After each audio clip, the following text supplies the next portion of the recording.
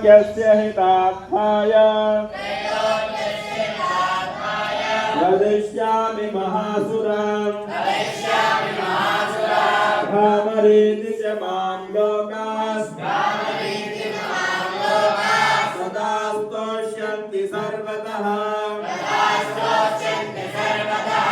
इत्थं यदा यदा वादा भागवोत्था भविष्यति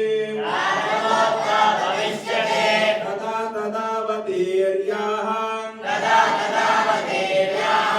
करिष्यामि हरिसंक्षयाम् ॐ जय जय श्री मार्कण्डेय पुराण